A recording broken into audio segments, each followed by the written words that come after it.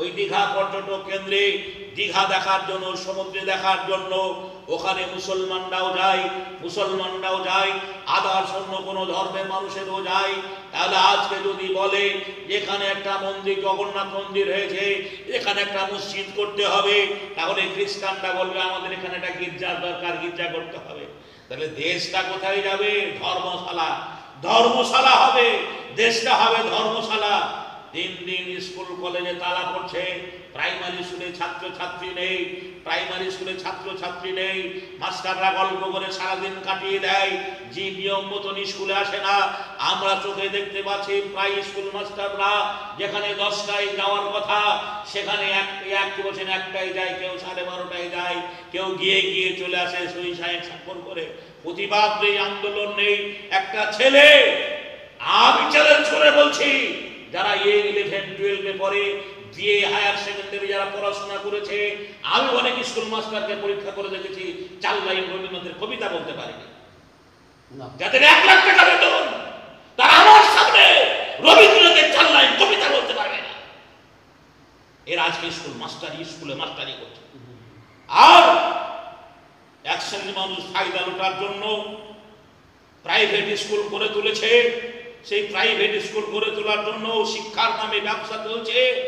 একটা রাজমিস্ত্রি ভাই তার বৃদ্ধ বাপ মাকে ওষুধ কেনার জন্য 2 পয়সা দেয় না, কিন্তু তার ছেলেটাকে ম্যাডাম, তার মেয়েটাকে ম্যাডাম বানানোর জন্য ওই 5,000 টাকা ভর্তি ফি দিয়ে প্রতি মাসে 3,500 টাকা দিয়ে থাকে। স্কুল ভাড়া কি বলছেন, স্কুলের ভ্যান ভাড়া আলাদা, গাড়ি ভাড়া আলাদা, পোশাক ড্রেসের খরচ আলাদা, চাঁদা কর্তৃক আলাদা, প্রতি পার মাস 3,000 টাকা করে ভাবতে বলছেন আমরা স্কুল ফি দিয়ে থাকি তার মেয়েটাকে ম্যাডাম বানানোর জন্য, তার ছেলেটাকে কি বলছেন আপনার মাস্টার বানানোর জন্য। শেষে কি হলো? ছেলেরা বিএ কমপ্লিট করার পরে হাজারো বিএড স্কুলগুলোই শিয়াল বাস করছে। জি, বিএড করে ডিএড করে হাজারো ছেলে টোটো চালাচ্ছে। যে দেশে কলকারখানা নেই, যে দেশের কোনো শিল্প নেই, সে দেশের উন্নতি হবে না অবনতি হবে? আমি অজ্ঞ মানুষ, বেশি কিছু কথা বলবো না। তাই বুদ্ধিজীবী মানুষদের বলবো, আগামী দিনকে লক্ষ্য রেখে 2026-এ ভোট আসছে। আজকে দেখেন না, যখনই ভোট আসে তখন এনআরসি আসে, যখনই ভোট হয় তখন এনআরসি হয়, নাকি বলছেন?